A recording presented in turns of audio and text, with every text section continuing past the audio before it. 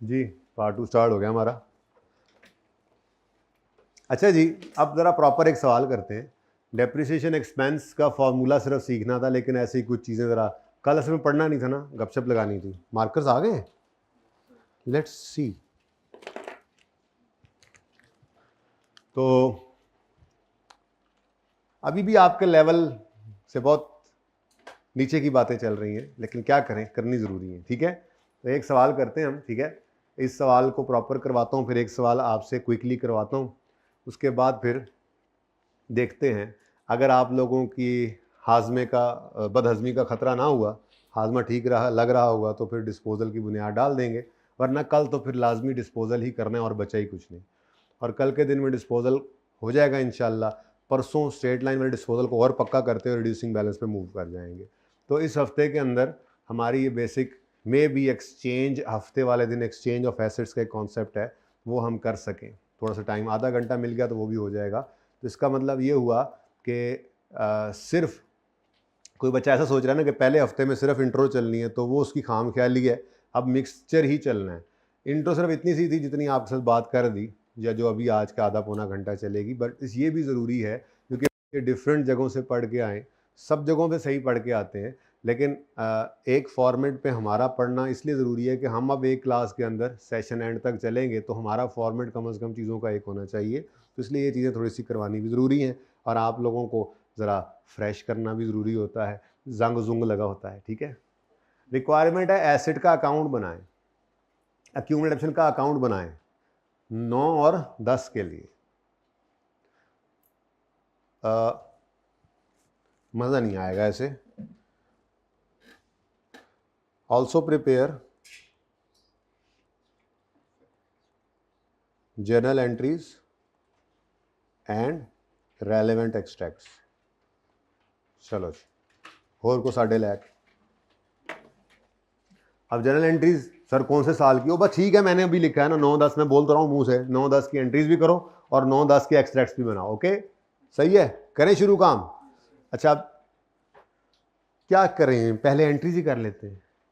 ठीक है, simple simple entries हैं, बिल्कुल ही सिंपल एंट्रीज हैं। अकाउंट्स भी बनाने का उसने हमें बोला है। ठीक है, एसेट अकाउंट और अक्यूमुलेटेड डेप्रिसिएशन का अकाउंट, ये 2 अकाउंट्स ओपन कर लेते हैं, जनरल एंट्रीज कर लेते हैं, और फिर एक्सट्रैक्ट्स भी एंड में बना लेंगे इंशाल्लाह। ठीक है, 20 मिनट नहीं लगने इस सवाल के ऊपर, लेकिन हम आधा घंटा लगाएंगे, आराम से करेंगे, कोई मसला नहीं। ठीक है जी, Babar purchase following assets, purchase कर रहा है एसेट। ओहो, जर्नल एंट्रीज तो आपको आती नहीं है। इंट्रो में आपने कभी एसेट खरीदा था? खरीदा था? अच्छा, एसेट खरीदने से एसेट बिजनेस में से कम हो जाता है ना, पैसे जाते नहीं है। अच्छा, एक एसेट कम होता है और वाकई आप लोगों को एडिशन की एंट्री आती है? जरा सुनाओ, क्या एंट्री होती है? Asset debit cash. लो, ये तो 15 मिनट में काम हो जाएगा, मैं ऐसे ही आधा घंटा सोच रहा था, आपको तो एंट्री आती है। ठीक है, तो भाई 1 अप्रैल 2009 को बाबर साहब ने एक एसेट खरीदा, तो जर्नल एंट्रीज, यहां से क्वेश्चन शुरू हो रहा है। क्वेश्चन नंबर कौन सा है जी? ये क्वेश्चन नंबर 13 जो है, ये किताब के अंदर लिखा हुआ है, यही नंबर मैंने यहाँ पे डाला हुआ। यानी आप यहाँ पे देखेंगे कुछ नंबर मिसिंग भी होंगे क्वेश्चंस के, वो इसलिए मिसिंग के, जो क्वेश्चन मैंने समझा कोई जरूरत नहीं है वो मैंने नहीं डाले, लेकिन क्वेश्चन नंबर नहीं बदला, ताकि जब आप किताब आ जाए 2 दिन तक तो उसमें क्वेश्चन नंबर आपको रेफर करना आसान रहे। ठीक है, तो जर्नल एंट्रीज हम कर रहे हैं जी। तो पहली जर्नल एंट्री 1 अप्रैल है, जनवरी है, अप्रैल। यार अप्रैल तो उर्दू में होता है ना, अप्रैल 1 अप्रैल उर्दू में तो अप्रैल होगा ना, ये तो अंग्रेजी में होता है अप्रैल। ठीक है, 1 अप्रैल 2009 जी। एसेट चलो कह देते हैं, पीपीई वैसे अच्छी बात है, पीपीई लिखना चाहिए आपको, लेकिन चलो अब क्या करें। ठीक है, अभी जरा बचपन वाले सवाल हैं। तो एसेट डेबिट, एसेट बढ़ गया, और कैश क्रेडिट कितने से? 2 लाख से। अच्छा, आप एक और काम भी सीखें, अभी से ही सीखें, बचपन से ही सीखेंगे तो 55 में ये जाके तैयार होगा। ठीक है, एक तो आप डेबिट क्रेडिट लिखा ही करते हैं। ठीक है, डेबिट क्रेडिट आप जर्नल एंट्री जब मांगी जाए तो वो आपको टॉप पे लिखना चाहिए, लेकिन आपको अगर ज़्यादा बड़ी फिगर्स हों तो उसमें 1000 कॉमन लेके, मिलियन कॉमन लेके भी सवाल को करने की आदत होनी चाहिए, अभी से होनी चाहिए। ठीक है ना, ये ना हो सवाल में मिलियन में डाटा गिवन हो, अब बैठे पर्चे में सिफरें डाली जा रहे हैं हर सब, मतलब उन्होंने मिलियन में डाटा दिया हुआ है, अब हमें पता है कि मिलियन में 6 सिफर आते हैं, तो अब हम 6 सिफरें पूरी कर रहे हैं, वो सिफरें ही डालेंगे फिर पर्चे में, ठीक है। तो ये अगर डेटा ज़्यादा मतलब अगर फिगर्स बड़ी हों तो इसकी आदत होनी चाहिए, तो पहले सवाल से ही आदत डालते हैं, ठीक है। तो किस दिन जी एसिड खरीदा? 1 अप्रैल 2009, यकम अप्रैल 2009 उर्दू वर्जन जी। एसिड खरीदा तो एसिड बिजनेस में बढ़ा तो एसिड डेबिट कितने से? 200 से। 200, ये 2 लाख बन गया, और बदले में कैश दे दिया तो कैश क्रेडिट कितने से? 200 से। ये एंड वालों जरा आप मुझे बताते रहा करो, जहां पे फॉन्ट जरा कम लगे आप लोगों ने मुझे बताना है कि अब उसको बढ़ा दें, आखिरी रो वाले जो बच्चे बैठे, ठीक है। सही है, नजर आ रहा है अभी? फिर भी थोड़ा सा तो बेहतर कर सकता हूं जी। अच्छा, इसकी नरेशन क्या है जी? एसिड परचेज, और क्या सर सैयद पे नोट लिखना है, एसिड परचेज बस। तो नरेशन कुछ भी नहीं है, नरेशन वही जो आपने जब एंट्री की है तो आपको समझ के की है ना। अब एंट्री तो डिस्पोजल की एंट्री लंबी चौड़ी एंट्री होगी, डिस्पोजल सिंपल डिस्पोजल की एंट्री के अंदर 4 मतलब आइटम्स आएंगे, 4 चीजें आएंगी, लेकिन नीचे आपने क्या लिखना है? Disposal recorded, disposal of fix acid recorded, और क्या नरेशन होता है, ठीक है। वैसे नॉर्मली वो काफ़ी अरसे से ये रूटीन चल रही है आईकैप की, लिख देता है नरेशंस आर नॉट रिक्वायर्ड। इस दफ़ा भी उसने सवाल तकरीबन 2 सवाल जनरल एंट्रीज के मांग लिए उसने, बच्चे नोट तैयार कर करके, एक्सट्रैक्ट्स तैयार कर करके, IS 16 के रीवैल्यूएशन और डिस्पोजल की एडजस्टमेंट दे के उसने कहा जरा पास कर दो जनरल एंट्रीज, वर्किंग्स रिक्वायर्ड हैं, नरेशंस रिक्वायर्ड नहीं है। अब बैठे हैं मुंह उठा के, हालांकि सबसे पहली चीज़ यही होती है, आप जो भी टॉपिक करोगे हमारी रूटीन यही है, हम पहले जर्नल एंट्रीज करते हैं, हम रीवैल्यूएशन सीखेंगे पहले जर्नल एंट्रीज करेंगे, फिर वर्किंग, फिर उसके बाद लेजर्स, फिर करते करते इन चीज़ों को साइड पे करके डायरेक्ट करना सीखेंगे, वर्किंग से डायरेक्ट नोट कैसे बनाना है, वर्किंग से डायरेक्ट एक्सट्रैक्ट्स कैसे बनाने हैं। पर बुनियाद तो हमेशा ही हमारी बुनियाद है ही। इंट्रो में सबसे पहले आपको क्या सिखाया गया था? पता नहीं, मैं तो अकाउंटिंग इक्वेशन से बच्चों को सिखाता था, अकाउंटिंग इक्वेशन से करते करते जनरल एंट्रीज। ये जनरल एंट्रीज हमारी बुनियाद है, ये डेबिट क्रेडिट हमारी बुनियाद है। तो हम कोई भी काम करेंगे, कोई भी टॉपिक करेंगे, हमारी बुनियाद तो यही होनी, जनरल एंट्रीज तो करेंगे हम, ठीक है। आगे सवाल में से देखना पड़ेगा क्या हो रहा है। और यकम जून 2009 को फिर एक एसिड खरीदा। अब जब फिर एसिड खरीदा तो हम क्या करें? फिर एसिड डेबिट नहीं, वही एसिड ही डेबिट। अच्छा, एसिड के बारे में नहीं बताया ये कौन सा एसिड है, तो अज्यूम करेंगे वो एक ही चीज़ है।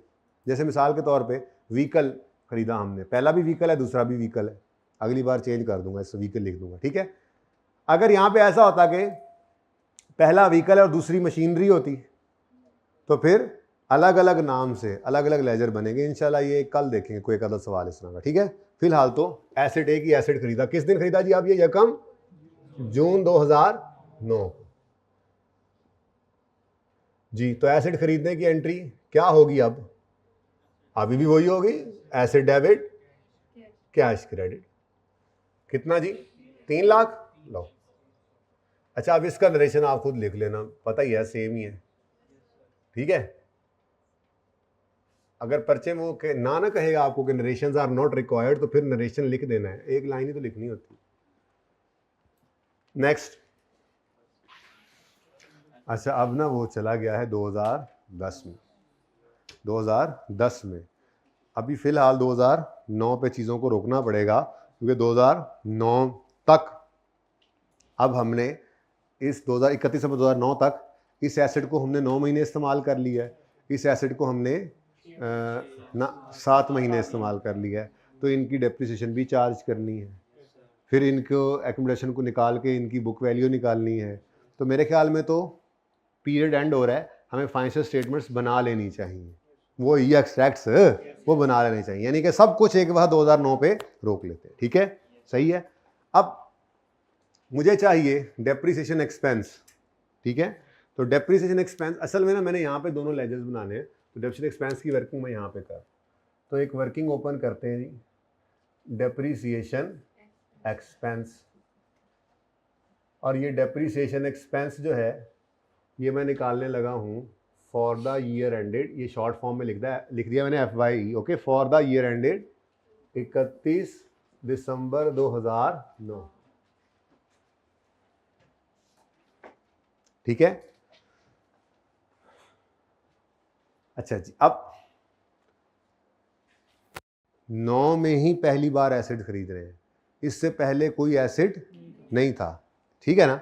अब 9 में तो 2 ही एसिड्स आए हैं, एक एसिड आया है अप्रैल में, दूसरा आया है जून में। अब ये ड्यूरिंग द ईयर एडिशन हुए हैं, देखो आपने एडिशन की एंट्री की है ना, तो इसलिए मैं एक हेडिंग बनाऊंगा डेप्रिसिएशन एक्सपेंस की वर्किंग में, डेप्रिसिएशन एक्सपेंस ऑन एडिशन।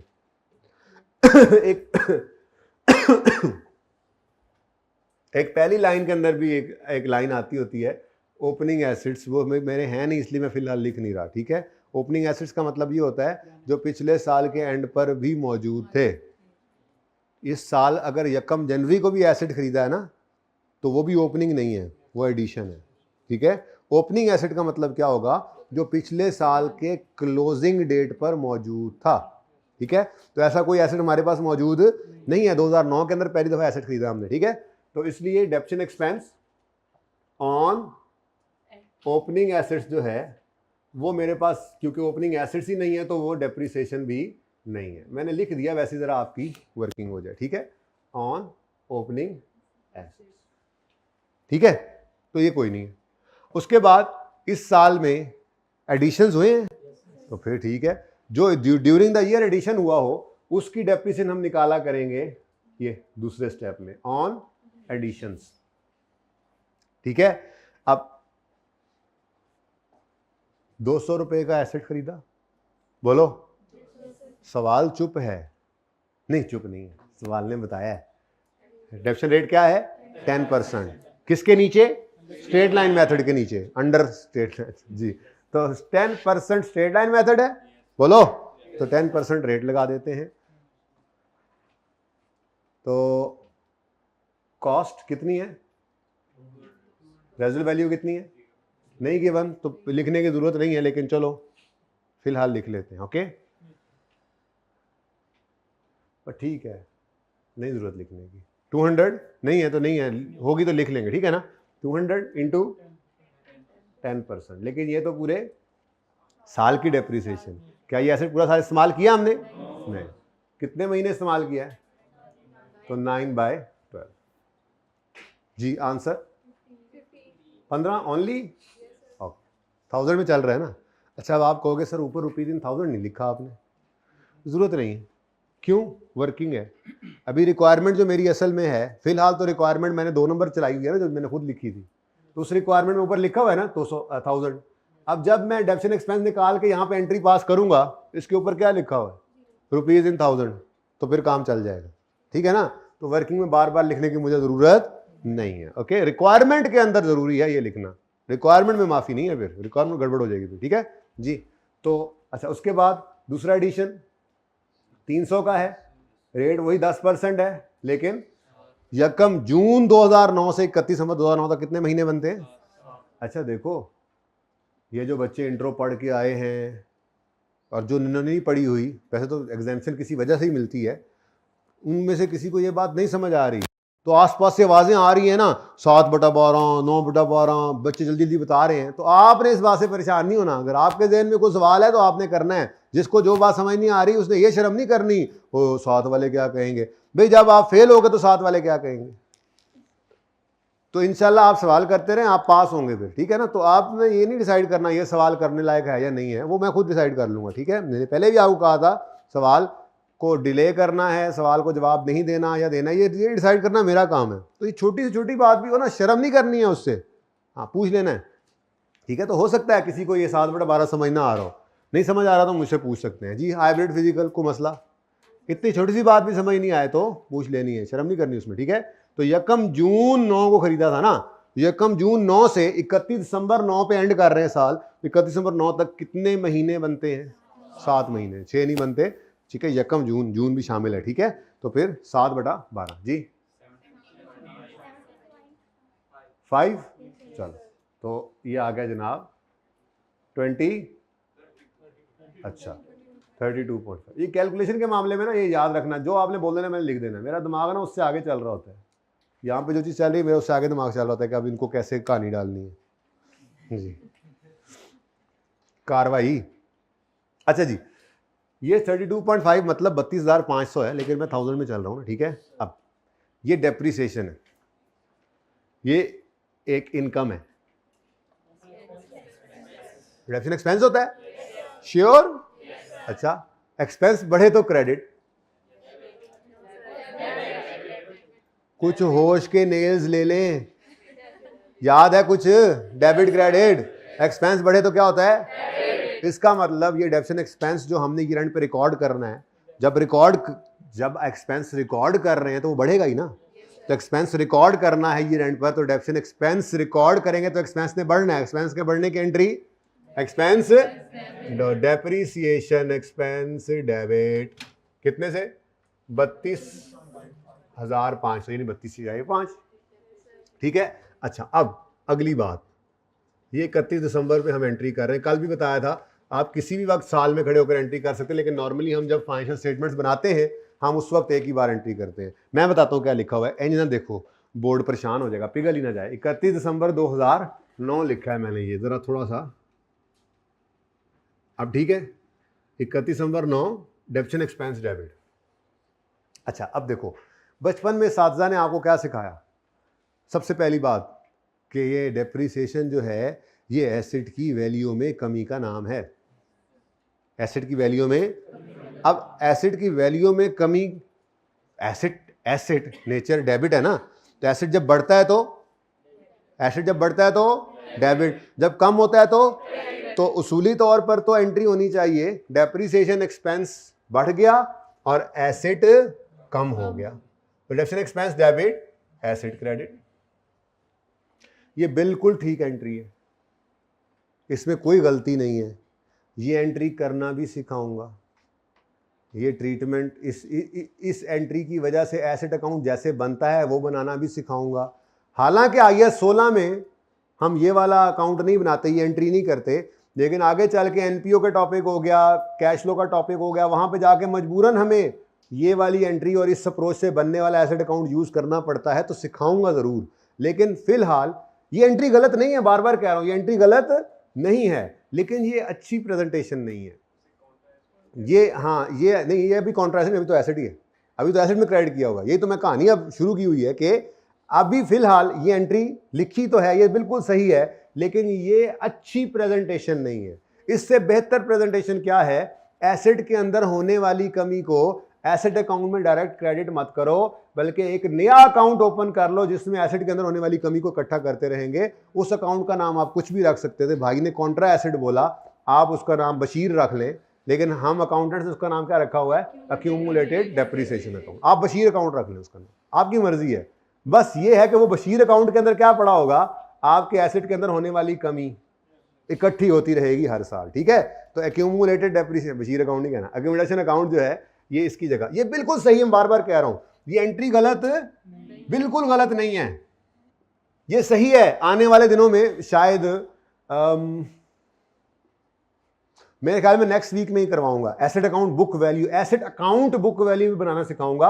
उस बुक वैल्यू पर एसेट अकाउंट बनाने के लिए यही एंट्री करनी पड़ती है डेप्रीसिएशन की। अक्यूमुलेशन का अकाउंट एग्जिस्ट ही नहीं करता उस अप्रोच में, सिखाऊंगा जरूर, लेकिन वो अच्छी प्रेजेंटेशन नहीं है। IAS 16 के अंदर हम रहते हुए एसेट अकाउंट को अलग रखना है, क्योंकि स्टैंडर्ड की रिक्वायरमेंट ही इस तरह से है नोट बनाने की।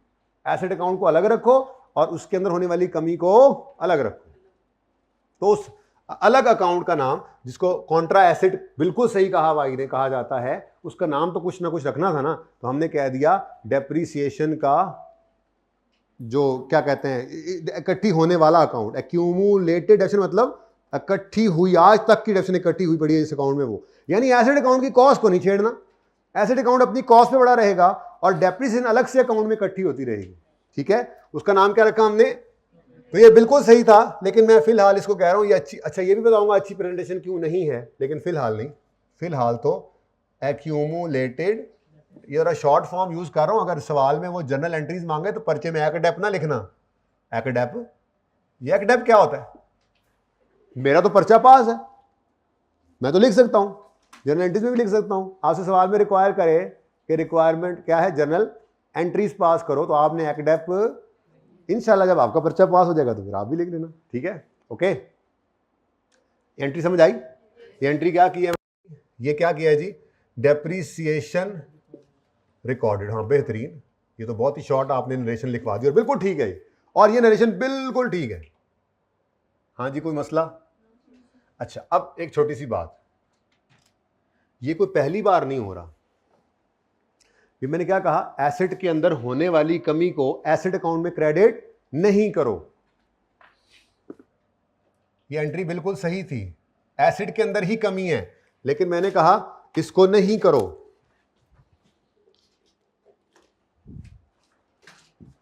ठीक है, इसका मतलब एसेट के अंदर होने वाली कमी को एक अलग अकाउंट में रख दिया हमने, ठीक है, लेकिन है तो ये एसेट अकाउंट के अंदर होने वाली कमी ही ना। क्या एसेट किताबों में 200 जमा 300 500 पे नजर आएगा? बैलेंस शीट में क्या एसेट 500 पे नजर आएगा? नहीं, 500 का एसेट होगा और उसके अंदर होने वाली कमी 32,405 उसमें से माइनस होगी। तो ये काम तो हम पहले भी करते आए, ये काम आपने पहले तकरीबन कोई इसके अलावा 3 जगहों पे किया हुआ है। मैं बताता हूँ, आपने बचपन में पढ़ा कि सेल जो है वो बढ़े तो क्रेडिट होती है, फिर आपको साथी ने पढ़ाया कि सेल अगर रिटर्न हो रही है, गुड्स अगर वापस आ गई हैं, तो उसको सेल के अकाउंट में डेबिट ना करो, बल्कि उसके लिए अलग अकाउंट ओपन करो, सेल रिटर्न का अकाउंट।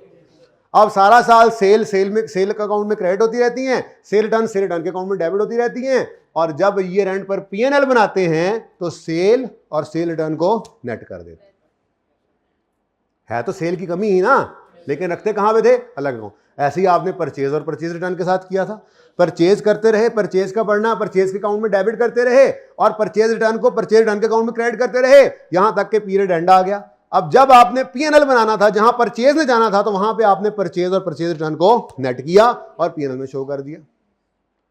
और provision for doubtful debt, debtors अलग रखे, प्रोविजन अलग रखी, और बैलेंस शीट बनाते उसको नेट। बिल्कुल ऐसे ही यहां पर एसेट अलग रखते हैं, उसके अंदर होने वाली कमी को अलग अकाउंट में रखते हैं, लेकिन जब बैलेंस शीट बनाते हैं तो इन दोनों को, यही तो बुक वैल्यू होती। बुक्स के अंदर क्या वैल्यू नजर आएगी, जो कॉस्ट में से उसकी कमी है उसको कम करने के बाद आती है, यानी कि कॉस्ट माइनस अक्यूमुलेटेड। सही है, यहां तक कोई मसला तो नहीं है? समझ आ रही है बातें? रिवीजन्स हो रही हैं? चले। अच्छा, असल में तो ये रिक्वायरमेंट नहीं थी, असल में तो रिक्वायरमेंट क्या थी, लेजर्स बनाने हैं। तो लेजर्स बनाने के लिए जर्नल एंट्री दिमाग में करनी होती है, लेकिन बहरहाल हम जर्नल एंट्रीज करके ही देखेंगे, फिर दिमाग में आहिस्ता आहिस्ता चलने लग जाएंगी, ठीक है। असल रिक्वायरमेंट जो, अब तो असल रिक्वायरमेंट, ये सारी असल रिक्वायरमेंट है ना, आपने लिख जो दिया। अब तो लेजर्स भी बनाने हैं, जर्नल एंट्रीज भी पास करनी है, एक्सट्रैक्ट्स भी बनाने हैं, ठीक है। तो जर्नल एंट्रीज पास हो गई। अच्छा, अब जर्नल एंट्रीज नजर आ रही हो तो फिर लेजर बनाना, ये 3 चुटकियों भी देर लगी है, इससे भी जल्दी बन सकता है। तो इसलिए मैं कहूँगा इसको नज़र में नहीं लाना, इसके अलावा ज़रा डायरेक्ट करने हैं। शुरू करें काम, ठीक है। अब एंट्रीज को नज़र नहीं डालनी, ओके, क्योंकि पर्चे के अंदर ये सारी चीज़ें तरतीब से नहीं आती। वो सिर्फ जनरल एंट्रीज पूछेगा, या सिर्फ लेजर वैसे नॉर्मली बनवाता नहीं है, चलो, या सिर्फ लेजर पूछ लेगा, या सिर्फ एक्सट्रैक्ट्स मांग रहा होगा।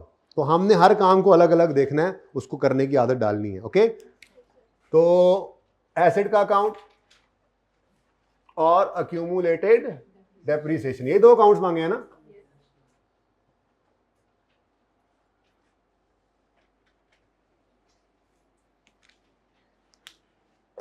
पता नहीं यार, मार्कर्स इस दफा ना जी।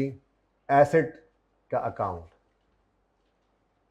और इसका दुश्मन, इसका कॉन्ट्रा, अक्यूमुलेटेड डेप्रीसिएशन का अकाउंट। इसका दुश्मन क्यों है, कॉन्ट्रा है ना, ये इसके अंदर एसेट के अंदर होने वाली कमी को रखता है अपने पास।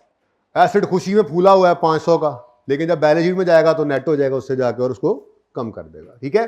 अब किस किस को ये एंट्री नजर आ रही है, नहीं देखनी ना, ये तो समझा रहा हूं आपको कैसे नजर आ रही है। जब मैंने कहा ये नहीं नजर आ रही है तो नहीं नजर आ रही है आप लोगों को, ठीक है ना। इधर नजर नहीं जानी चाहिए, हद हो गई, हाथ खड़े कर रहे हैं, ऐसे नजर आ रही है, ये नहीं, यहां पे क्या है, कुछ नहीं है, वेरी गुड, ये अच्छे बच्चे। अच्छा, अब डायरेक्ट लेजर की तरफ जाते हैं, ठीक है। हाँ जी, ओपनिंग में कुछ भी नहीं था 2009 में, यकम अप्रैल 2009 को बाबर ने पहला एसेट खरीदा। Entry asset debit cash credit. अच्छा, अब ये भी एक टेक्निकल बात है क्या कि कैश का लेजर हम क्यों नहीं बना रहे? क्वेश्चन है ना। पहली बात, सर रिक्वायरमेंट ही नहीं है। सही कह रहे हैं आप, रिक्वायरमेंट नहीं है, बिल्कुल सही कह रहे हैं, ठीक है, रिक्वायरमेंट तो नहीं है। ये दिमाग में फिर भी बनाना है, दिमाग में ये बन रहा होगा। क्यों नहीं बना रहे होते? असल में ना कैश एक बहुत लाजमी जुज है किसी बिजनेस का, इसके बगैर तो बिजनेस चल नहीं रहा होता। लेकिन हमें इसका डेटा नहीं गिवन। ओपनिंग में कितना कैश पड़ा था, कितना आया कैपिटल से, कितना आया सेल से, कितना आया कोई और चीज बेचकर, फिर कितना खर्चों में लगा, कितना एसेट्स खरीदने में लगा, कितना क्लोजिंग पड़ा है।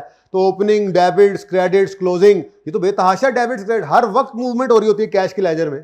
तो कैश का लेजर हम कैसे बना सकते हैं जब हमारे पास डेटा नहीं है उसका? बात समझ आई है? तो इसलिए उन्होंने वैसे रेलेवेंट लेजर्स कहे हैं ना, तो कैश का लेजर मैं बना नहीं सकता, मेरे पास इसका डेटा पूरा नहीं है। तो कोई नहीं, ये दिमाग, ये आपका दिमाग है, ये ब्लू कलर का आपका दिमाग है, तो दिमाग में आप ये लेजर बनाएंगे, सिर्फ दूसरी एंट्री आप उसमें दिमाग में पोस्ट किया करेंगे, ठीक है ना? ये आपने बनाना नहीं है, ओके? तो एंट्री क्या है? Asset debit. अच्छा, जर्नल एंट्री आपने सीखी हुई है करनी, ठीक है? तो जर्नल एंट्री करने का तरीका, वारदात ये होता है, ₹1000 पहले मैं लिख लूँ, असल में सवाल आपने ₹1000 में करवाया है मुझसे, या मैंने आपसे करवाया है, जो भी है बहरहाल। अब तो जिदा भी कसूर है भाईजान, हुन आपका है कसूर है या मेरा कसूर है, 1000 में अब सवाल, ठीक है? हाँ जी, अब जर्नल एंट्री बोले, जर्नल एंट्री बोले, एसेट डेबिट कैश क्रेडिट। अब बचपन में आपने पता नहीं कैसे सीखा होगा, ऐसे ही सीखा होगा। वैसे सबसे आसान तरीका ही है जर्नल एंट्री पोस्ट करने का, कि सबसे पहले आप फिगर को पोस्ट करें रेलेवेंट लेजर्स में, ठीक है? या अब आगे जितना मुश्किल से मुश्किल टॉपिक भी होगा ऐसे ही करना है आपने, ठीक है? तो क्या एंट्री है जी? Asset debit. कितने से? ये क्या लिखा हुआ है? नहीं ना लिखा हुआ है यहाँ पे कुछ, फिर वही 200। भाई समझ नहीं आ रही आप लोगों को, यहाँ कुछ नहीं नजर आ रहा आप लोगों को, हद होगी कसम से। कैसे समझाऊं आप लोगों को कि परला बोर्ड है ही नहीं? देखो वो बोर्ड ही अलग है। नहीं, मिटाना नहीं है यार, गलत मशवरा ना दिया करो जी। जी बेटा बोले, बोले बेटा बोले जी। एसेट डेबिट और कैश क्रेडिट। अब सिर्फ फिगर लिखी, इससे फायदा यह होता है कि आपको डबल एंट्री में गलती नहीं लगती, ठीक है? अब इसके आगे वजह लिखें, ये कैश जो क्रेडिट हुआ है इसके अगेंस्ट डेबिट क्या हुआ है? अच्छा, ये जो डेबिट हुआ एसेट, इसके अगेंस्ट क्रेडिट क्या हुआ है? कैश। एडिशन भी लिख सकते थे, डेट लिख दें 1/4/2009, जर्नल एंट्री पूरी हो गई, ठीक है? तो ये लेजर आपने बनाना नहीं है, ये दिमाग में बनेगा, ठीक है? ये ऐसे करके एसेट डेबिट कैश क्रेडिट, दिमाग में क्रेडिट, ठीक है? क्योंकि ये लेजर हम नहीं बना सकते, ओके? जैसे रेलेवेंट एक्सट्रैक्ट्स बना रहे हैं वैसे रेलेवेंट लेजर्स बना रहे हैं। तो कैश के लेजर में बहुत सारी चीजें डिटेल देनी पड़ेगी उसको, हम तब लेजर बना सकते हैं। तो ये बना भी लेंगे तो आप इसका ना कोई सार होगा ना पैर होगा, तो बनाना तो बना दें, बस ये एंट्री नजर आएगी। ओके डन, सही है? चल, तो ये समझ आइए बात, ये मिटा दूं अब, क्योंकि अगली एंट्री मैं इसके बगैर ही करना चाह रहा हूं। ये हो रहा होता है, ये अगर ऐसे डेबिट हुआ है तो कैश क्रेडिट हो रहा है, अगर कैश को भी आएगा तो वो कैश डेबिट हो रहा होता है। पर मसला ये है कि हमारे पास पूरा डेटा नहीं है कि हम इस लेजर को ओपन करें, ओपनिंग लिख के, सारे डेबिट सारे क्रेडिट लिख के, क्लोजिंग लिख के, तो बना नहीं सकते, तो हमें जरूरत नहीं होती। अगर वो कैश का लेजर मांगेगा तो फिर कैश का डेटा भी पूरा देगा हमें, ठीक है? ये बात समझ आई? चल, नेक्स्ट एंट्री नहीं देखनी। नेक्स्ट क्या हो रहा है? एसेट यकम जून को खरीदा, एंट्री क्या होगी? Addition asset debit. कितने से? 300 से एसेट डेबिट, और दिमागों में कैश क्रेडिट। यहां नहीं है, बस दिमाग आपका, ठीक है जी? यहां पे क्या लिख देंगे? कैश, और यहां 1 जून 2000। सही है? थोड़ी रवानी आ रही है, बस ये आज नेट प्रैक्टिस आज खत्म हो गई है। अब आज तो नहीं, कल इंशाल्लाह तो सुकून से, आज ऐसे ही मैं जल्दी करूँगा और आप डिस्पोजल में फिसल फुसल जाएं, तो ये अच्छा है। 3 4 5 सवाल आपको होमवर्क में दूंगा आज, ठीक है? उसमें आप हाथ सीधा करके आए ताकि कल आते साथ ही हम डिस्पोजल पे जाएं।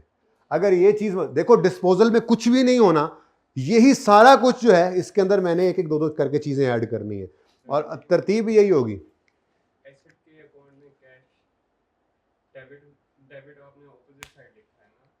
एसेट अकाउंट डेबिट हो रहा है, एसेट आ गया, इसके अगेंस्ट क्रेडिट क्या हो रहा है?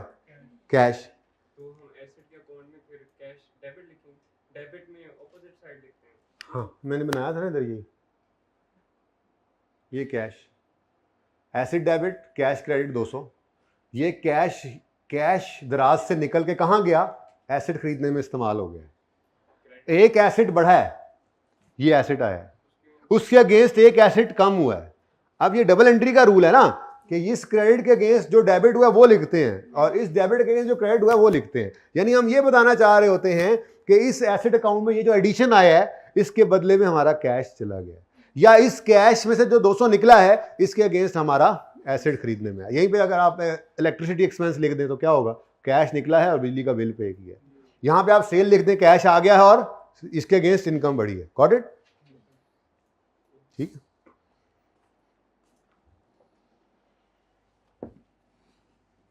जी मैं चाह रहा हूं ना कि यार साइड पे ही रहे, ऐसे ही देखे कि उसको दिमाग में बस चलाएं। ठीक है, अच्छा जी, अब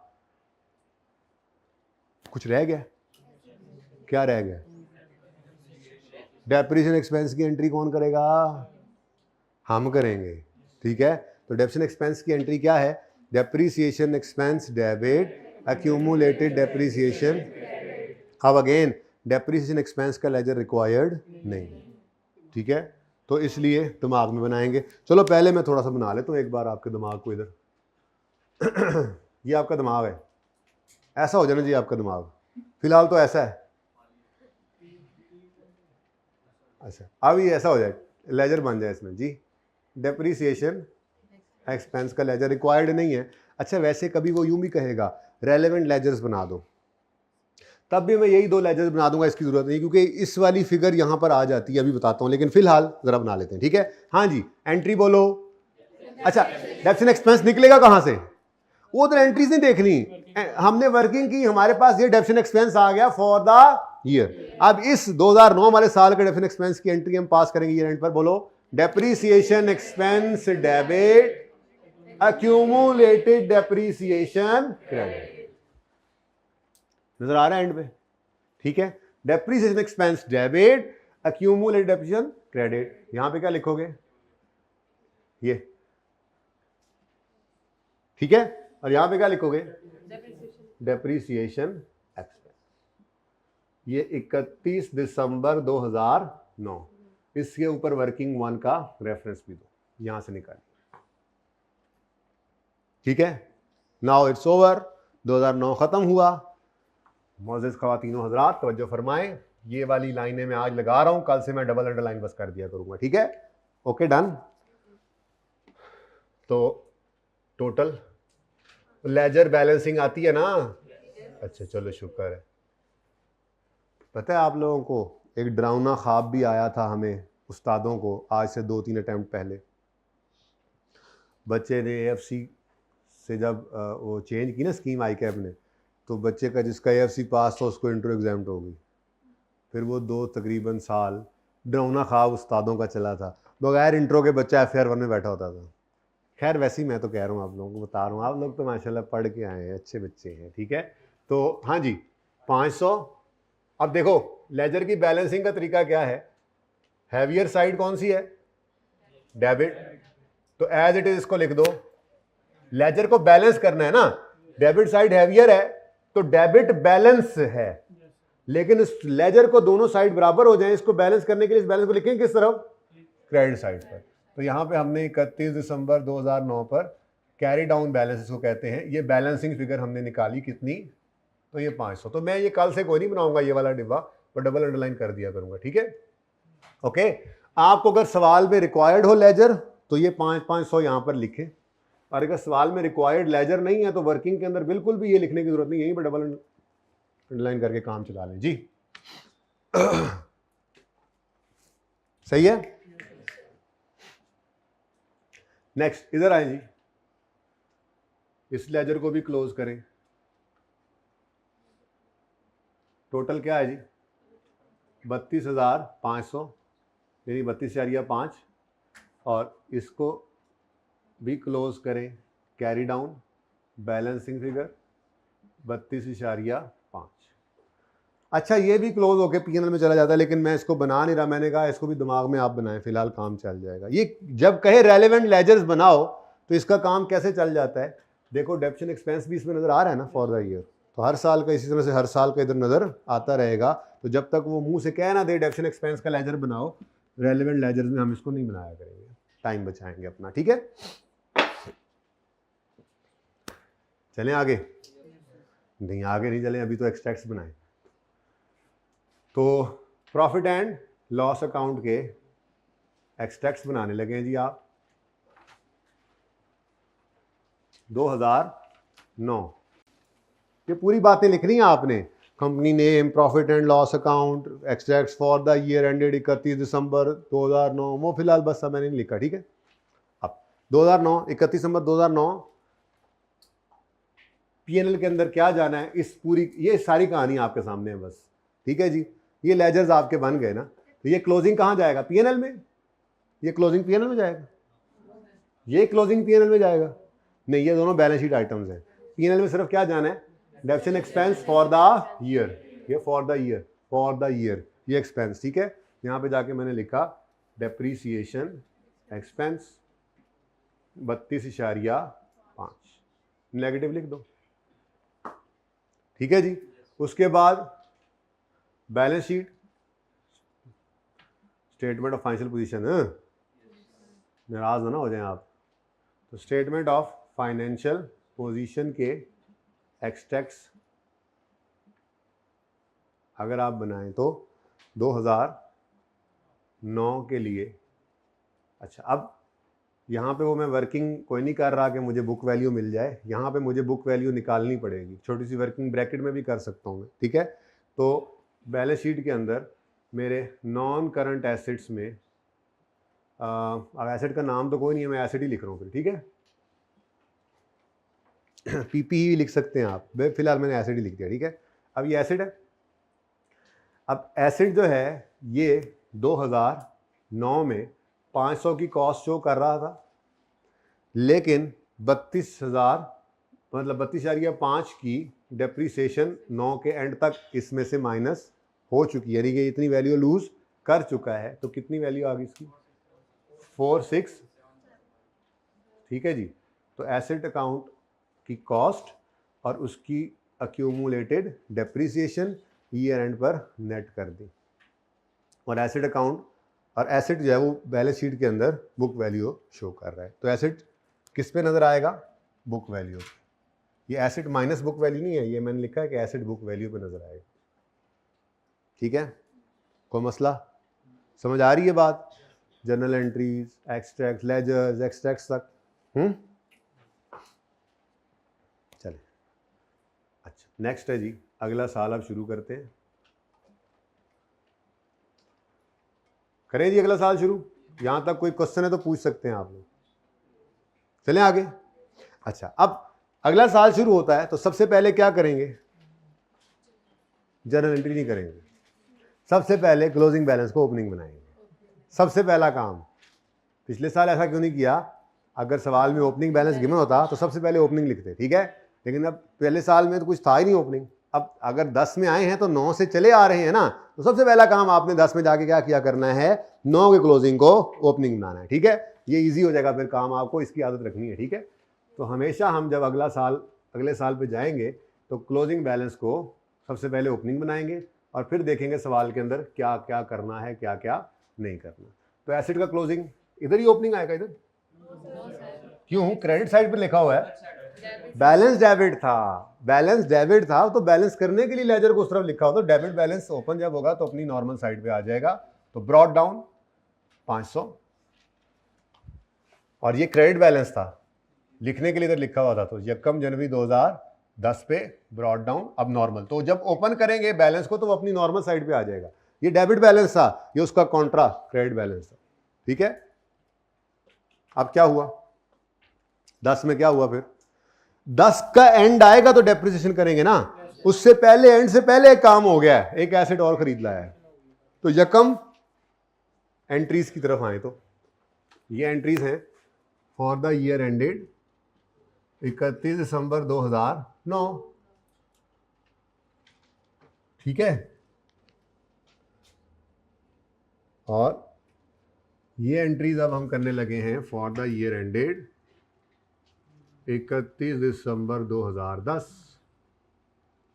तो 31 दिसंबर 10 वाले साल में पहली एंट्री 1 सितंबर पे एडिशन की करनी पड़ेगी, 1 सितंबर 2010 10 पे एसिड खरीदा। अब अगले साल में चले गए तो क्या क्या एडिशन की एंट्री बदल जाएगी? नहीं, एडिशन की एंट्री अभी भी वही है। बोलो entry, asset debit, cash credit जी 500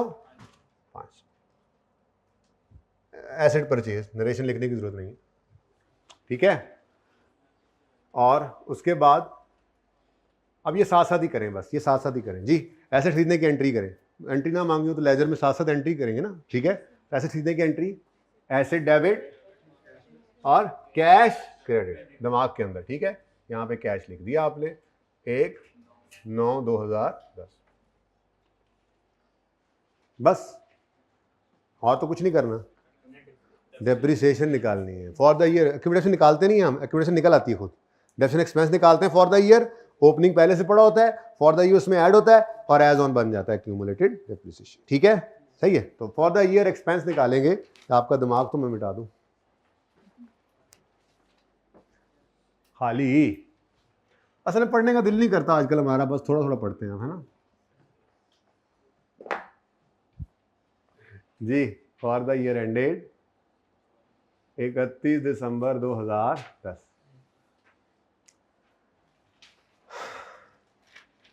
अब डेप्रिसिएशन निकालने की जब बारी आएगी तो सबसे पहला हक किसका बनता है? जो पहले से आ रहे हैं, ठीक है। तो ये जो है ना ऑन ओपनिंग एसेट्स, इनको सबसे पहले डेप्रिसिएट करेंगे।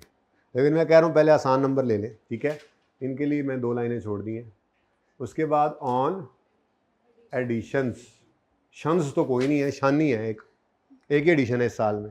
तो ओपनिंग एसेट जो पिछले साल 2 एसेट खरीदे थे उनको यहाँ रख के डेप्रिसिएट नहीं करना, वो ओपनिंग में मौजूद हैं, उनकी डेप्रिसिएशन यहाँ पे आएगी। यहाँ पे सिर्फ कौन से वाले एसेट्स आएंगे? जो दौरान साल हमने खरीदे, ठीक है, जिन पे फ्रैक्शन लगना है।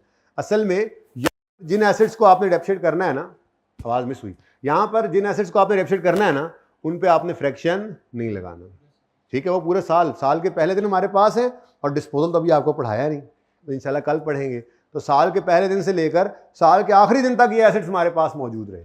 ये 500 साल के पहले दिन मौजूद है, और डिस्पोजल अभी हमने पढ़ा ही नहीं, तो ये साल के एंड पे भी हमारे पास मौजूद है।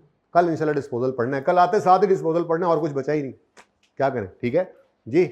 तो एडिशंस, 500 का एडिशन हुआ है, रेट ऑफ डेप्रिसिएशन, और ये 1 सितंबर को आया, सितंबर, अक्टूबर, नवंबर, दिसंबर, बस बस बस बस इंटू 4/12 जी।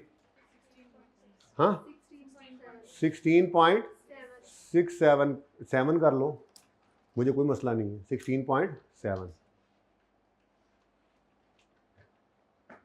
राउंडिंग कर ली, ठीक है। अच्छा, अब ओपनिंग एसेट्स, ठीक है। ओपनिंग एसेट्स अगर रिड्यूसिंग बैलेंस मेथड होता तो मसला होता थोड़ा सा, क्योंकि रिड्यूसिंग बैलेंस मेथड में पहले साल के बाद कॉस्ट नहीं, पहले साल के बाद बुक वैल्यू चाहिए होती है। स्ट्रेट लाइन मेथड में कल ही आपको बताया है, बल्कि आज भी शायद बताया है कि बल्कि आज ही बताया है, फॉर्मूला रिपीट होता है। क्या मतलब था? हर साल कॉस्ट को पकड़ा होता है हमने, लाइव से डिवाइड करना है या रेट से मल्टीप्लाई करना है। स्ट्रेट लाइन मेथड में हर साल यूज किसने होना है? कॉस्ट ने। हर साल यूज किसने होना है? कॉस्ट ने। तो कॉस्ट हमारे पास रेडीली अवेलेबल है। ओपनिंग एसेट्स की कॉस्ट बन गई 1000, नहीं नहीं 1000 नहीं, 1000 ओपनिंग एसेट्स नहीं है। ओपनिंग एसेट कौन से हैं? ये सिर्फ पॉइंट्स। तो ये इस डेट के सामने ये ओपनिंग एसेट्स पड़े हुआ करेंगे। तो हम यहाँ पे, मैं आपके याद रखने के लिए एक फॉर्मूला सा लिख देता हूँ, ठीक है, कि हम यहाँ पर ओपनिंग एसेट की निकाला करेंगे तो हम क्या लिया करेंगे? Opening cost of all assets, okay, into rate. हाँ, अगर रिड्यूसिंग, अगर स्ट्रेट लाइन है और वैल्यू भी गिवन है तो माइनस करेंगे, वो तो आपको पता ही है, ठीक है। इंपॉर्टेंट क्या है, हमें क्या चाहिए? कॉस्ट ऑफ ऑल के लिए सवाल की तरफ नहीं जाना, बल्कि जितनी ओपनिंग कॉस्ट सारे आज तक एसेट्स खरीदे उनकी जो ओपनिंग कॉस्ट है, सवाल में जाने की जरूरत नहीं है, वो हमारे लेजर के अंदर मौजूद है। ये इस लेजर, इसलिए मैंने कहा था सबसे पहला काम क्या करो? क्लोजिंग को ओपनिंग बनाओ। अब ये ओपनिंग कॉस्ट है उन सारे एसेट्स की जो आज तक हमने कभी भी खरीदे थे, ठीक है। तो वो 500 रुपये opening cost of all assets आ गई। तो यहाँ पे हमने लिखा जी 500 इंटू 10, तंग हो रहा है, नजर ना आए एंड वालों को शायद, तो 500 इंटू 10%, ठीक है जी। और ये क्या था जी, एडिशंस। अच्छा जी, अब ये कितने महीने, कितना फ्रैक्शन लगाऊं इस पे? एक बात याद रखना है आपने, याद रखने के लिए इसको ऐसे लिख लें, मेरा मशवरा है कि यहां पर आपने कभी भी फ्रैक्शन अप्लाई नहीं करना, never apply fraction here, okay बेटा, वो जब होगा तो देखेंगे, मेरा रूल नहीं बदलेगा। ये नजर आ रहा है क्या लिखा है, नेवर अप्लाई फ्रैक्शन हेयर, ठीक है, सही है। यहां पे कभी भी फ्रैक्शन नहीं लगाएंगे, डिस्पोजल भी आएगा ना इंशाल्लाह तो देखेंगे उसका क्या करना है, जरा भाई को थोड़ा सा हिला देना। अच्छा, तो फ्रैक्शन अप्लाई नहीं करना, बस ये असूल बन गया, बस ये असूल एंड तक रहेगा। अब जो भी चीजें आएंगी वो देखेंगे फिर उनका क्या करना है, ठीक है। फिलहाल तो ये रूल बन गया जी। कितना आया? नहीं 50, ओके 50, और ये 16.7 ये हो गया, तो ये टोटल बन गया 66.7, ठीक है जी, 66. जी। अब ये क्या है? नहीं, हाँ थोड़ा सा और आगे बढ़ाएं बात को। फॉर द ईयर एंडेड 31 दिसंबर 2010, ये क्या है जी, depreciation expense for the year ended 31 दिसंबर 2010, ठीक है। तो इसकी एंट्री क्या बनेगी? Depreciation expense debit, accumulated depreciation credit. तो depreciation expense debit, accumulated depreciation 66.7, narration वही है जो ऊपर चल रहा है। अब ये एंट्री पास करें, डेप्रिसिएशन एक्सपेंस दिमागों में आपके डेबिट और एक्यूमुलेटेड डेप्रिसिएशन का अकाउंट क्रेडिट 66.7, वर्किंग नंबर 1 ही चल रही है ये जनाब 31 दिसंबर 2010 पे। क्लोज करें लेजर्स को।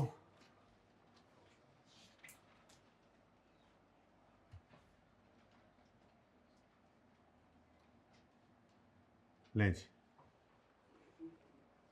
कितने हो गए assets total? 1000। As it is उठाकर इधर लिखें, क्रेडिट साइड पर बैलेंस डालना है, तो कैरी डाउन बैलेंस आ गया, ये बैलेंसिंग फिगर हम निकाल दें 1000, यानी हमारा एसेट जो है वो 1000 पे पहुंच गया है। अच्छा अब देखो, एसेट में सिर्फ क्या नजर आ रहा है? कॉस्ट। एसेट अकाउंट में क्या नजर आ रहा है? तो इसलिए एक बात आज ही सुन लो, आइंदा के लिए याद रखना, अगर एक्यूमुलेटेड डेप्रिसिएशन का लेजर अलग नजर आ रहा है तो इसका एक बड़ा वाज़े मतलब क्या है, एसेट अकाउंट किस पे बन रहा है? कॉस्ट। यानी एसेट इसमें किस पे पड़ा हुआ है? कॉस्ट पे। चाहे उसकी जिंदगी का जौन सा मर्जी साल है, वो एसेट किस पे नजर आ रहा है? कॉस्ट पे। और उसके अंदर होने वाली कमी को हमने अलग से अकाउंट के अंदर रखा हुआ जिसका नाम है एक्यूमुलेटेड, और फिर बैलेंस शीट में जाते हैं तो इसको नेट कर देते हैं, ठीक है जी। 99.2, तो 31 दिसंबर 2010 पे कैरी डाउन बैलेंस इसका आ गया जी 99.2, ठीक है। अब जरा टेक्निकल बात आती है, 2010, इधर देखो जी, 2010 में डेप्रिसिएशन एक्सपेंस आएगा 99.2 का,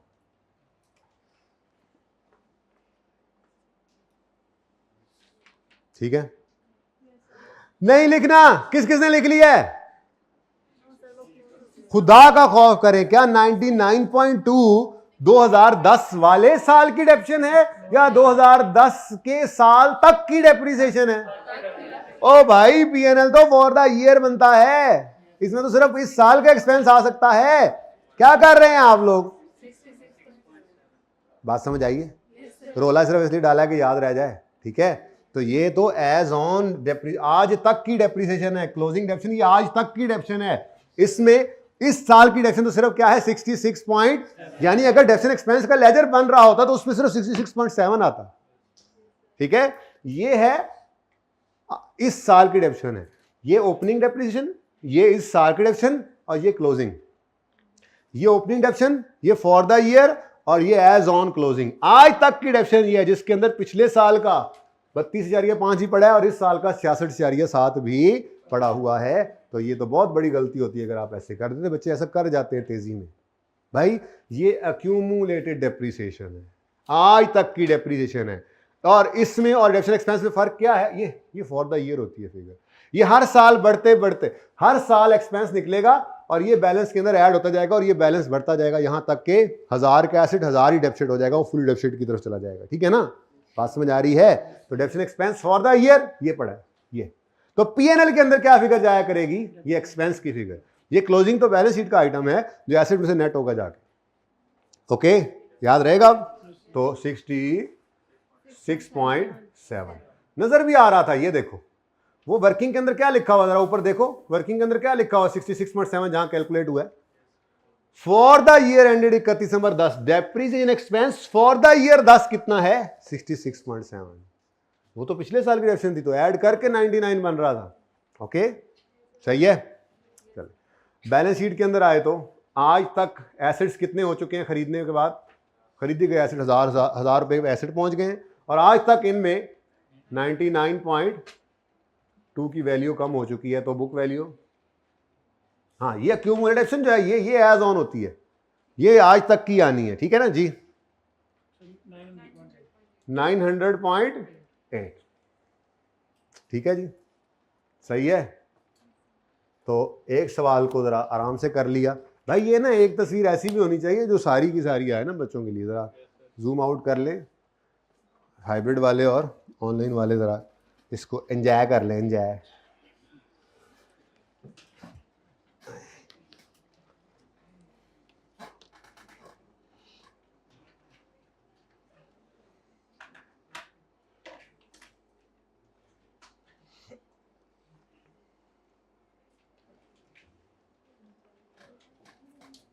हाँ जी, कोई क्वेश्चन है तो पूछें। थोड़ा सा ना ऐसे इंट्रो ही था, लेकिन बीच में थोड़ी बहुत बातें हमने अपने काम की भी कर ली। खासतौर पर ये जो हमने एक्सट्रैक्ट्स बनाए, आपको एक्सट्रैक्ट्स बनाने की कोई आदत नहीं होती इंट्रो के अंदर। या तो एमसीक्यूज है, सिर्फ फिक्स एसिड का सवाल चल रहा होता है, या फिर फाइनल अकाउंट्स के अंदर फुल फ्लैज पीएनएल वगैरह बनाते हैं आप। तो ये बहुत ही इंपॉर्टेंट चीज़ है, यहीं से ही आपकी जो है वो पिच सेट होनी है इसकी। हर टॉपिक में हमने ये काम करना है, जो भी टॉपिक, क्योंकि हमारा सब्जेक्ट ही क्या है? Financial accounting and reporting. तो फाइनेंशियल स्टेटमेंट्स ही हमने बनानी है ना। तो जो भी स्टैंडर्ड पढ़ेंगे, जो भी कॉन्सेप्ट पढ़ेंगे, जो भी टॉपिक पढ़ रहे होंगे हम, अल्टीमेटली हमने उस चीज़ को पहुंचाना कहाँ पे है? इनकम स्टेटमेंट में क्या नजर आना है, बैलेंस शीट में क्या नजर आना है। तो ये एक्सट्रैक्ट्स हमारे साथ ही रहेंगे सारे FAR 1 के अंदर। हर टॉपिक में हम इधर ही जाएंगे, हर टॉपिक में हम यहाँ पर। तो इसलिए एक्सट्रैक्ट्स भी कोई अलग चीज़ नहीं होती। अगर आपका टॉपिक तैयार है तो आपका MCQ भी तैयार है। जैसे PPE का सवाल है, PPE की बात करें अगर IAS 16 की, अगर आपका IAS 16 तैयार हो गया ना पूरा, तो वो आपसे जनरल एंट्रीज मांगे, वो आपसे जो है वो ये लेजर मांग ले, वो आपसे नोट मांग ले, वो आपसे एक्सट्रैक्ट्स मांग ले, वो आपसे MCQ पूछ ले, कोई मसला नहीं है। टॉपिक तैयार हो तो ये सारी चीज़, तो हम सारी चीज़ें इस तरह साथ साथ इंशाल्लाह करते रहेंगे। ठीक है ना? ओके, इंट्रो ही पढ़ रहे हैं, कुछ नहीं पढ़ा यार। खैर है, चलो जी। नहीं पिक्चर नहीं लेनी, सारे पिंड ने ले लेंगे ना पाए, तुम बैठे हो हले, उनको दें ताकि अच्छी सी तस्वीर वहां से बना के दें। साथ मैं भी यूं कर खड़ा हो जाता हूँ यार, क्या हो गया? खेल लिया करो तस्वीरें यार, ये पूछने की बात है।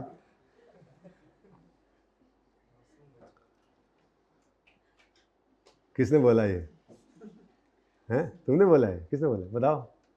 किसने बोला? मासूम बच्चे हैं। हाँ सही कह रहे हो तुम, ये तो तुम और मैं ही समझ सकते हैं। हम बड़े बच्चे हैं थोड़े से। सर ने आपने भी नाल ही रिला लिया है। हाँ तो दौड़ लगा लो मेरे साथ, आ जाओ एडे तुसी चाइना दे जवान। आजकल चाइना का माल आ रहा है, चाइना दे जवान आ रहे हैं जी। बेटा इधर देखें जी, 14 आपका होमवर्क है। अच्छा देखो, मार्क्स जरूरी हैं आप ना, क्योंकि आपने अगर मैंने मार्क्स ना लगाए तो आपने आधे आधे घंटे में एक सवाल करना है।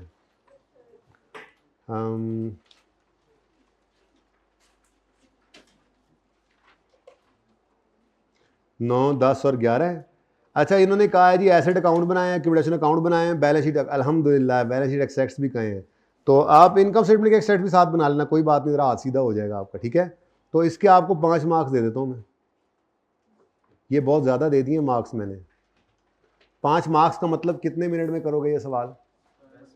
नहीं, 10 मिनट में नहीं, मार्क्स इंटू 1.8 करेंगे, 9 मिनट में करेंगे, कोशिश करेंगे। 9 मिनट तो बहुत ज़्यादा है, आपने कोशिश। अच्छा, आप मज़े की बात बताऊं, आपको सिर्फ ये लगता है सर सिर्फ 9 मिनट, आप यकीन करें वो मोबाइल से दूर होकर आप घड़ी बस सामने रखें, ये सवाल 5 मिनट में आप खुद हैरत हो रही है, यार इतना टाइम ही लगता है बस काम करने में। हम कहाँ पे फंसे रहे, परेशान रहे सारी ज़िंदगी। मतलब एक साथ जो है वो दोस्त को बिठा गप भी लगा रहे हैं, साथ मोबाइल पे मैसेज और उसका रिप्लाई भी चल रहा है, और साथ में आप होमवर्क भी कर रहे हैं, तो फिर ये 5 नंबर का सवाल भी 15-20 मिनट में होगा ना। तो ज़िंदगी सारी में फिर यही काम है। बहुत पढ़ते हैं जी बच्चे, सुबह से पढ़ने बैठा है जी बेचारा, रात हो गई है, घर वाले कह रहे हैं छुट्टी आया था लेकिन पढ़ी जा रहा है, पता कोई नहीं है क्या पढ़ी जा रहा है, किताब के अंदर कौन सी किताब रखी हुई है। तो मार्क्स इंटू 1.8 9 मिनट्स हैं, ये ज़्यादा है। मैं तो समझता हूँ कि इसको 4 कर देना चाहिए। मार्क्स वैसे इसके 5 बनते हैं कम से कम, लेकिन मैंने 4 इसलिए किए हैं ताकि थोड़ा सा टाइम और कम हो जाए। सवाल चुप हो तो स्ट्रेट लाइन मेथड यूज़ किया करें, ठीक है, उसी में ही सहूलत है। रेट नहीं गिवन तो लाइफ गिवन होगी ना। Useful life of all assets is, आप इसको 1/4 भी कर सकते हैं, 20। तो अगर आपको रेट कंफर्टेबल करता है तो 25% लगाएं। चलो लाइफ में सर डिवाइड करना पड़ता है, रश पड़ जाता है वर्किंग में, हम रेट लगाएंगे, कर लो। स्ट्रेट लाइन में तो वैसे ही बड़े मजे, ठीक है। दूसरा है जी सुल्तान, स्विंग का सुल्तान, इसके भी 4 मार्क्स हैं। इसमें भी एक्सट्रैक्ट्स बनाने हैं अलॉन्ग विद रेलेवेंट एक्सट्रैक्ट्स। अब एक्सट्रैक्ट्स जब कहे जाते हैं ना तो उसका मतलब फाइनेंशियल स्टेटमेंट्स की एक्सट्रैक्ट्स होते हैं, और क्या, अलॉन्ग विद रेलेवेंट एक्सट्रैक्ट्स। लो जी 16 भी आपका होमवर्क है, सुभान अल्लाह माशाअल्लाह। अलॉन्ग विद रेलेवेंट एक्सट्रैक्ट्स यहाँ पे भी है, एक्सट्रैक्ट्स आपने बनाने हैं, बस ज़बानी बता तो रहा हूँ बस।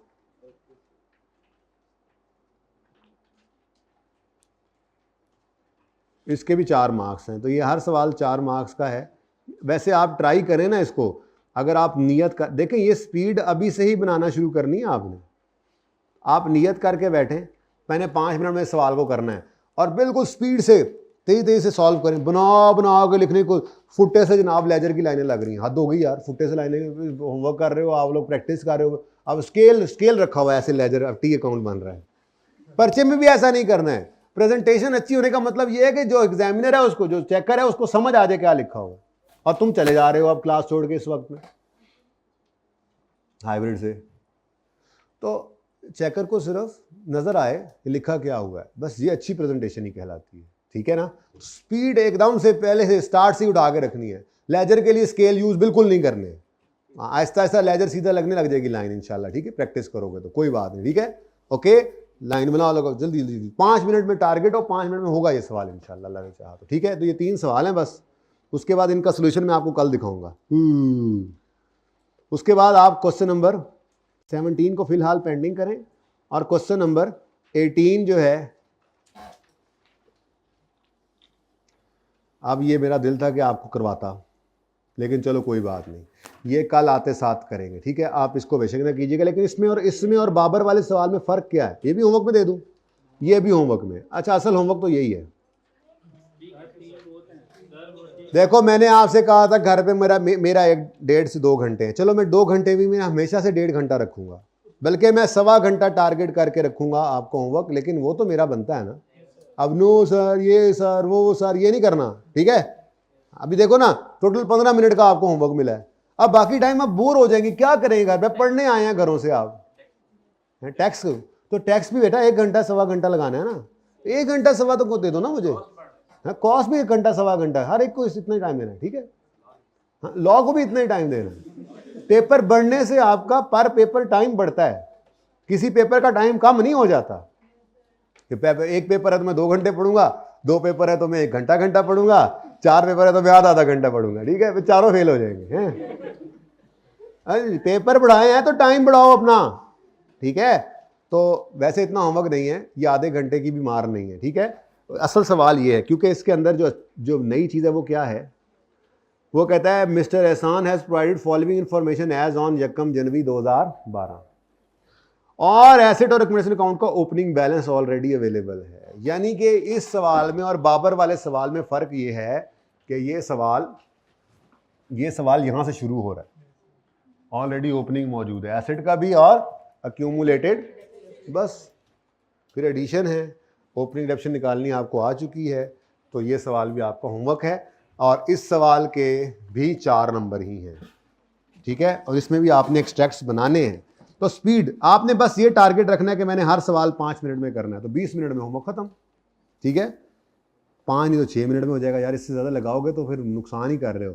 फिर सुस्त हो, चुस्ती आनी चाहिए, फिर कमी है विटामिन की, अलॉन्ग विद प्रोटीन की, रेलेवेंट एक्सट्रैक्ट्स। मैं नोट्स लिखने का दो।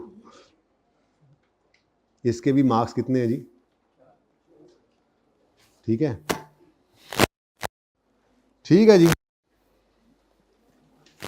अब आप से मैं चाहता हूं इजाज़त, ज़िंदगी रही तो कल होगी मुलाकात। मैंने कहा अभी अल्लाह हाफिज़, कह दिया अल्लाह हाफिज़।